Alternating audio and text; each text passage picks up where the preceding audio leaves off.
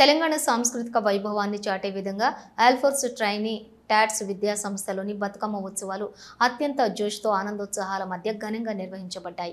ఈ వేడుకకు ముఖ్య అతిథిగా హాజరైన ఆల్ఫోర్స్ విద్యా సంస్థల అధినేత డాక్టర్ వి నరేందర్ రెడ్డి జ్యోతి ప్రజ్వలన చేసి దుర్గామాత చిత్రపటానికి పూజ నిర్వహించి ఉత్సవాలకు శుభారంభం చేశారు. ఈ సందర్భంగా ఆయన మాట్లాడుతూ బతుకమ్మ పండుగ అనేది మహిళల ఆత్మీయత, సాంస్కృతిక చైతన్యం, పల్లె వాతావరణం మేళవించిన ఓ అపూర్వ దృశ్యం. సాంకేతిక ప్రగతికి లోనైనా కూడా మన సాంస్కృతిక ఔన్నత్యాన్ని చాటే ఈ పండుగ వైభవం తరగటం లేదు. ఇది నిజంగా గర్వించదగ్గ విషయం అని పేర్కొన్నారు. తెలంగాణ రాష్ట్రంలో బతుకమ్మకు ఉన్న ప్రత్యేకతను గుర్తు చేస్తూ ఈ పండుగ దేశ విదేశాల్లో కూడా ఎంతో ఉత్సాహంగా జరుపుకోవటం హర్షణీయమని తెలిపారు. పల్లె పాటలు, కోలాటాలతో కూడినటువంటి ఈ పండుగ మహిళల ఐక్యతకు, సాంప్రదాయాలకు ప్రత్యేకగా నిలుస్తుందని వివరించారు. వేదికపై చిన్నారులు ప్రదర్శించినటువంటి బతుకమ్మ నృత్యాలు, వారి చేత తయారు చేసిన వివిధ రూపాల బతుకమ్మలు ప్రత్యేక ఆకర్షణగా నిలిచాయి. పల్లె పద్ధతిలో నిర్వహించినటువంటి ఈ వేడుక పాఠశాల ఆవరణను పండుగ మేళా వాతావరణంగా మార్చింది. ఈ కార్యక్రమంలోని పాఠశాల ప్రిన్సిపల్, ఉపాధ్యాయులు, విద్యార్థులు ఉత్సాహంగా పాల్గొన్నారు.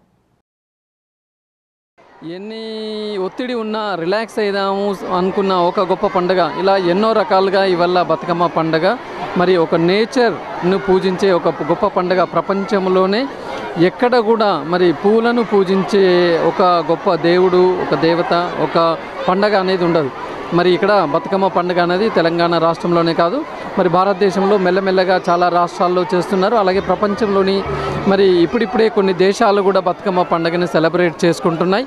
ముఖ్యంగా ఇది వర్షాకాలం అయిపోయి ఇంకా మరి చలికాలం మొదలవుతున్న ఈ మధ్యలో చెరువులన్నీ వాటర్తో నిండి ఉన్న ఈ సమయంలో మనం పూలను పూజించి ఈ పూలను అన్నింటిని కూడా మనం చెరువులో వేస్తున్నాం. ఈ యొక్క బతుకమ్మలని దాని ద్వారా వాటర్ అంతా కూడా క్లీన్ కావడానికి అవకాశం ఉంటుంది.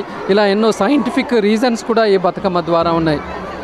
మరి ఏదేమైనా అనాది నుంచి మహిళలందరూ కులాలకు, మతాలకు, వర్గాలకు అతీతంగా మరి ధనిక పేద అన్న తేడా లేకుండా అందరూ మరి ఒక ఊర్లో ఉన్న ఒక దగ్గర కలిసిమెలిసి ఆడుకొని మరి జీవనం కొనసాగించిన రోజులు ఆనాటివి.